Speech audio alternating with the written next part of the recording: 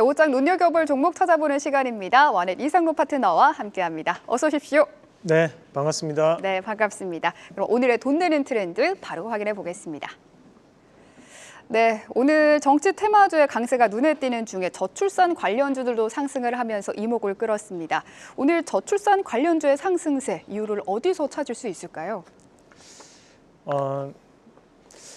사실 간밤에 상당히 급격한 일들이 좀 있었고 앞으로도 이제 이런 불확실성은 저는 좀 이어진다고 보거든요. 네. 왜냐하면 이제 우리가 사람도 그런 사람들이 있어요. 보면 이제 겉으로는 괜찮아 항상 이제 쿨하고 하지만 내상을 입는 사람들이 있잖아요. 속으로 이제 계속적인 내상을 입으면서 나중에 정말 이제 토라져 버리는 이런 사람들이 있는데 그런 사람들이 주변에서 이제 성격 좋은 사람이다 이렇게 많이 표현을 하곤 합니다. 그죠?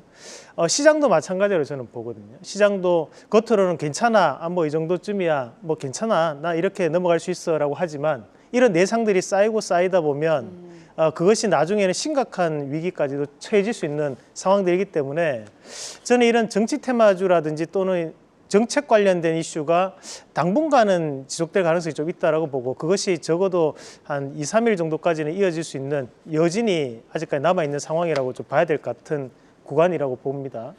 그래서 오늘 이제 저는 이제 정책 관련된 부분에서 저출산 관련된 부분을 좀 말씀을 드리려고 했던 게 우선 이제 현재 저출산 관련된 부분 자체가 시장에서는 여든 야든 가장 핵심적인 이슈입니다.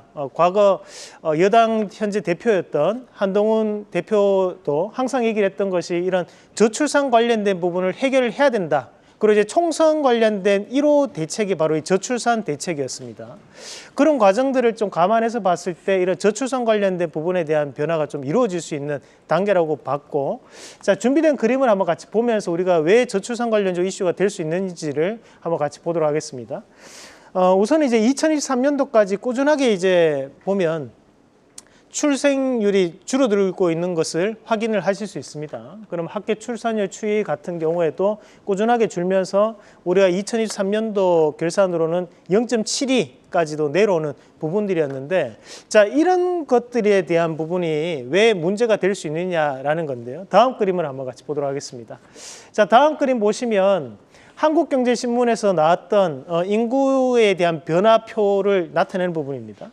우리가 흔히 이제 그 생산력이 높은 쪽은 우리가 이제 항아리가 이제 하단에 많이 분포합니다. 결국에는 이제 20대부터 40대층이 상당한 생산력을 가지고 있는 상황들이기 때문에 그 층이 두터울수록 우리가 국가 생산력 지수가 높다라고 표현을 하게 되는데, 우리가 이 상태로 좀 진행이 된다면 2040년도 이제 역삼각형 피라미드가 되는 거죠. 그래서 이런 방식으로 넘어갈 수 있기 때문에 한국의 생산력이 떨어질 수 있다라는 우려감이 바로 이런 저출산 대책에 대한 부분으로 연결될 수 있다고 우리가 판단을 해봐야 될 것 같고, 자, 다음 그림도 한번 같이 보도록 하겠습니다.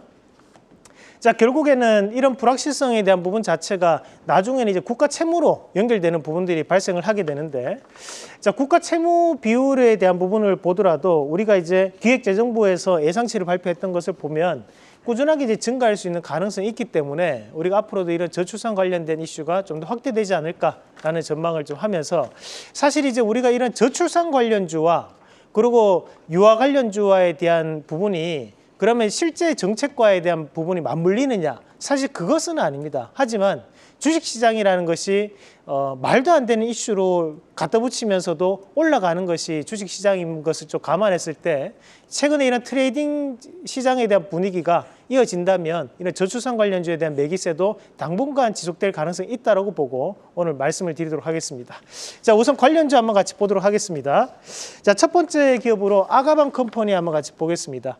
자, 아가방 컴퍼니 같은 경우에 오늘 다시 한번 반등을 좀 나서면서 여기에서는 차트상 표시가 안 되고 있지만 여러분들이 실제로 보는 차트에서는 240선이나 480선 하단에 위치해 있는 것을 확인하실 수 있습니다.